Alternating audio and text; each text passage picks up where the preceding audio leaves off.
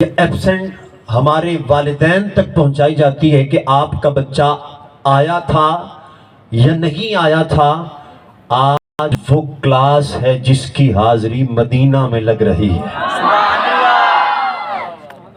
تو میرے خیال میں ہر کلاس کا ایک اپنا پروٹوکول، ایک ادب ہے، لیکن یہ وہ کلاس ہے جس کا ادب تمام تر محافل سے، مجالس سے بڑھ کر ہے۔ تو جتنی دیر آپ بیٹھے ہیں محفل میں، دل جمی سے بیٹھیے اور اس نیت سے بیٹھیے کہ آج اس محبوب کی بارگاہ میں ہماری حاضری لگ رہی ہے جو پیدا ہوئے تو فرماتے تھے ربی حبلی امتی، ربی حبلی امتی، اے اللہ میری امت کو میرے حوالے کر دے۔ حضرات علی وقار، ایک حدیث آپ نے سن رکھی ہے بچوں، میرے آقا کریم علیہ السلام فرماتے ہیں انما بعثت معلما، فرمایا میں معلم بنا کے بھیجا گیا۔ معلم کا مطلب ہے ٹیچر، معلم کا مطلب ہے استاذ، معلم کا مطلب ہے درس دینے والا، تعلیم دینے والا، یعنی حضور صلی اللہ تعالی علیہ وآلہ وسلم کے جہاں اتنے کمالات کہ آپ رحمت للعالمین بن کے آئے، آپ خاتم النبیین بن کے آئے، آپ شفیع امت بن کے آئے، آپ رحمت امت بن کے آئے، آپ غریبوں کا سہارا بن کے آئے، اور بلکہ میں حالی کی زبان میں یوں کہہ دوں تو بے جانا ہوگا، وہ نبیوں میں رحمت لقب پانے والا، مرادیں غریبوں کی بر لانے والا، وہ اپنے پرائے کا غم کھانے والا، مصیبت میں غیروں کے کام آنے والا، غریبوں کا ملجا، یتیموں کا ماوا، وہ محمد ہمارے بڑی شان والے، ان شانوں کے مالک حبیب آئے، کوئی بھی شان بیان کر سکتے تھے، اللہ نے یہ بنا کے بھیجا، اللہ نے یہ بنا کے بھیجا، اللہ نے یہ بھی شان عطا فرمائی ہے۔ لیکن جب حضور علیہ السلام لب کھولتے ہیں تو میرے آقا کیا جملہ بولتے ہیں، آپ رحمت للعالمین ہونے کے باوجود، خاتم النبیین ہونے کے باوجود، ساری کائنات کے مالک ہونے کے باوجود، آمینہ کے لال ہونے کے باوجود، امت کے غمخوار ہونے کے باوجود، جب حضور نے اس منصب کو بیان کرنا چاہا تو فرمایا لوگوں سن لو انما بعثت معلما، فرمایا اللہ نے مجھے معلم بنا کے بھیجا ہے۔ کیا مطلب ہے؟ میں پوری امت کو سکھانے آیا ہوں۔ جس نے صحرا نشینوں کی تہذیب کی، جس نے اورا کے فطرت کی ترتیب کی، کور چشموں کو اہل نظر کر دیا، راہ زن انہیں راہبر کر دیا۔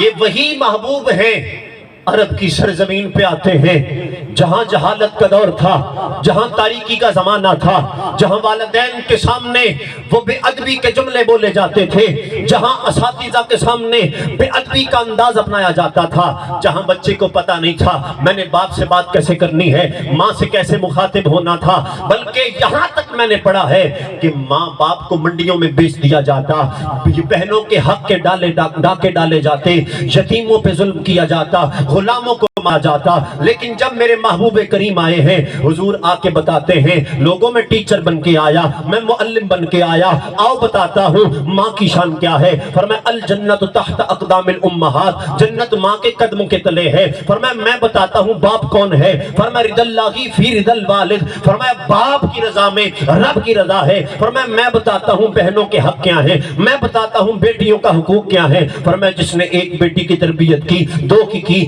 3 کی وہ جنت میں میرے ساتھ یوں ہوگا۔ میں بتاتا ہوں یتیم کا حق کیا ہے۔ فرمایا وَأَنَا وَقَافِلُ الْيَتِيمِ هَكَذَا فِي الْجَنَّةِ، فرمایا میں اور یتیم کی کفالت کرنے والا وہ جنت میں یوں ہوں گے جیسے 2 انگلیاں ہیں۔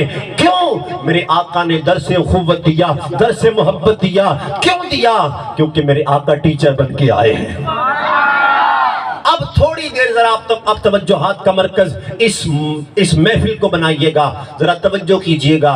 اگر آج بھی جب حضور آئے تو والدین کا احترام نہیں تھا، جب حضور آئے ٹیچر کا احترام نہیں تھا، جب حضور آئے بہنوں کا احترام نہیں تھا، جب حضور آئے بیٹیوں کا احترام نہیں تھا، بیٹیوں پہ گندی نگاہیں ڈالی جاتی، بیٹیوں کے حقوق کو سلب کیا جاتا۔